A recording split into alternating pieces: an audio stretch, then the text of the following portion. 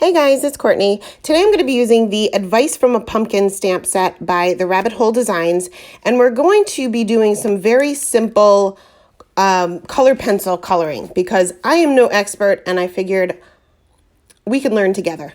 So I am going to get out some of these images from the stamp set. I'm going to be working on a piece of Neenah Desert Storm cardstock. This is probably my favorite cardstock to work on with colored pencils in fall in general. I just love this cardstock. As you can see, I've been using it a lot.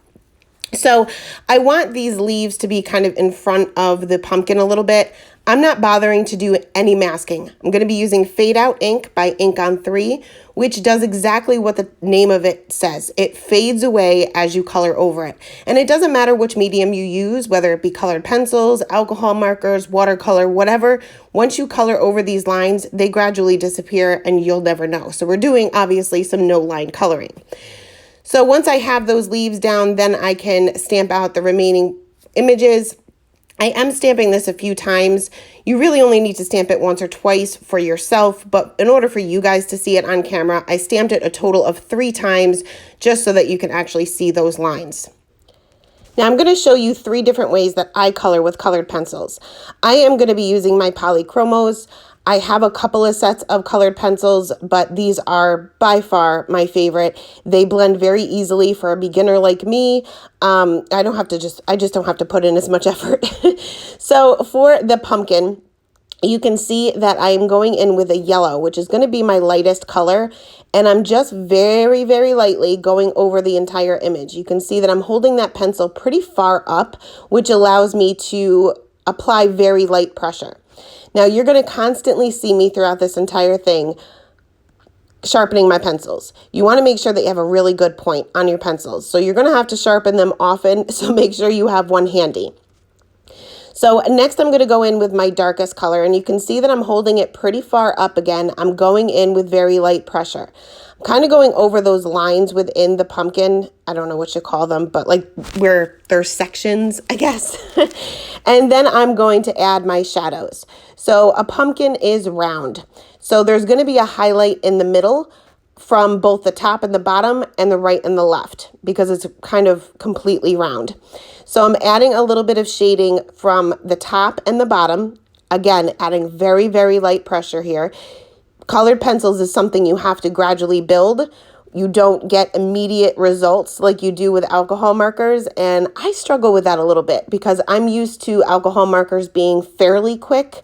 If you guys don't like alcohol marker coloring because it takes too long, you're not going to like colored pencils because they take about 3 times the amount of time. So next I'm going to go in with my next color here, and you can see that again I'm adding very light pressure, but I'm starting where I left off with the previous color. And I'm not going to jump too far as the color goes, where with alcohol markers you can kind of go from an orange to a yellow pretty much immediately, but with the pencils you have to kind of gradually work your way down to a yellow. And again, that's something I struggle with. It's just not something I'm used to, but I'm trying to get better, which is why I'm choosing colored pencils today. So again, adding just very light pressure, extending those areas out a little bit.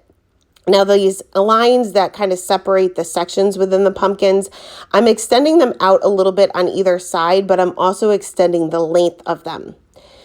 Next, I'll move on to my next color. I'm going to do the same exact thing. I'm just going to extend these areas out, starting where I left off with the previous color, and these lines that create these sections, I'm extending them out a little bit on each side, and this time I'm going to finish up that line so it goes all the way through.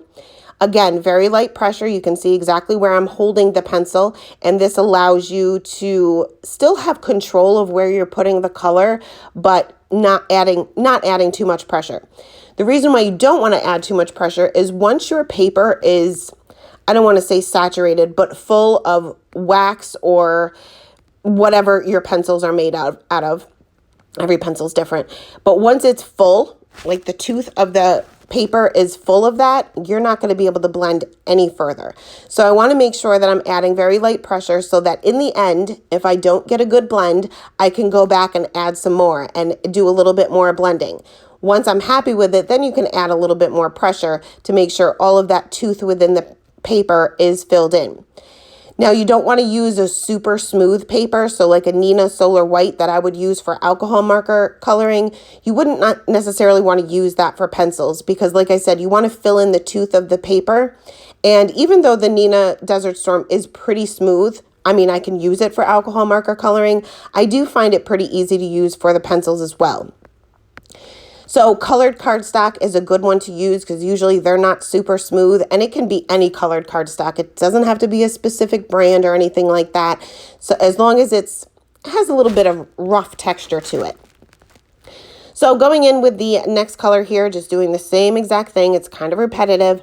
And then I'm going to finish off with my lightest color, which is the one that I started with just to kind of go over that entire thing. And in that way, it is kind of like the alcohol markers where you kind of, more ink you add, the better they're going to blend. The same thing is true with the pencils.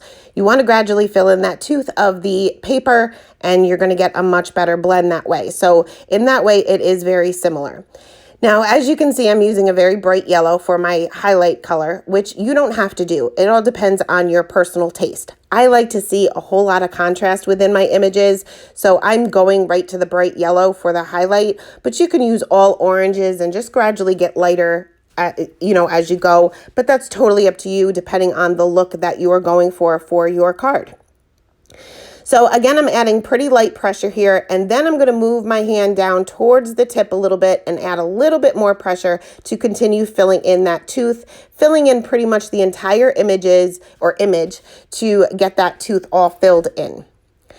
So next I'm going to go in with this leaf. Now I want this to be all different colors. So I'm going to do this a little bit different. I'm going to fill it in with what was going to be my lightest color very lightly. And then I'm going to just add a whole bunch of colors. I just grabbed these out of the tin. They're just fall colors, leaf colors, whatever you want.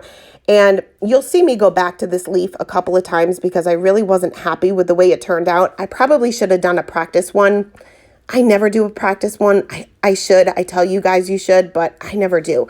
But I'm kind of just blending colors next to one another that I know will blend. So I'm not going to put a green next to a red because, like I said in almost every video, that's going to make a brown, which for a fall leaf, that's okay. But for most images, you wouldn't want that. So you want to make sure that your oranges are next to your reds and things like that.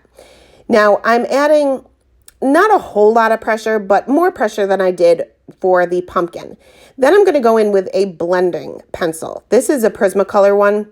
You can use it with any kind of colored pencil, as far as I know anyway. They work fine with the Prismacolor, but it is basically a colorless blender in a pencil form, but it actually blends. Where a colorless blender for markers, they don't blend. This actually blends your colors nicely together. I'm going in with pretty light pressure the first time because I don't know whether or not I want to add more color, which I did because I hated the way this leaf turned out, even at the very end, hated it. There was a few of them that I really hated, but I probably should have just picked different colors or again, done a practice one before I went right to my card. But it's a fall leaf and none of them are perfect. They're all kind of mix and matches with colors and things like that, especially this time of year when they're just starting to turn. So it is what it is. It's not going to be perfect, but like I said, I'm learning and I'm taking you guys on my journey with me. So for these leaves coming out of the pumpkins, I wanted these to be green because these are part of the flowers. So I'm just using 3 different colored greens here, and I thought that I was going to get enough contrast here, but I didn't. I really wasn't liking the fact that I had no contrast when I went in with that blender pencil. So what I did for the remaining leaves, they're all the same shape, so I colored them all the same, is I used all 3 of those greens, but I took that same yellow that I used in the leaf as well as the pumpkin, and I just colored in the tip of the leaf. And then I would add my greens just like I did with that first one, kind of the darkest towards the base of the leaf. And then I can take my blending pencil and just kind of blend all of those together. I liked that a little bit better. It just looked as if these leaves were just barely starting to turn. So once all of the tiny little leaves that are coming out of the pumpkin are done, I'm going to show you one more of the kind of the falling leaves. I'm not going to show you all of them because they were pretty repetitive. I kind of just put my colors in different places, but this time I'm going to bring in more colors and hopefully get a better result. I'm not going to go in with my lightest color first. I'm just going to go right in with the red, and I'm not showing you all of the colors I'm using here because I've already used these in other images and I'm kind of just grabbing them off my desk and they're rolling all over the place. So whatever I pick up, I pick up. And I'm kind of just working my way over to the left-hand side of this leaf, and that's where I'll bring in a little bit of the green, making sure that I put the green next to the yellow because that blends where the green is not going to blend with the red, like I said before. So I'm going in with very light pressure, going back in with my blending pencil or blender pencil, whatever you want to call it, and kind of getting these colors to blend. I added a little bit too much pressure on this one with the blending pencil because, again, didn't like the way this one turned out, but I wasn't able to really add any more color to it.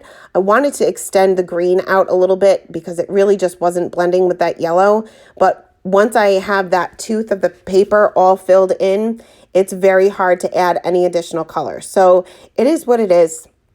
I left it the way it was.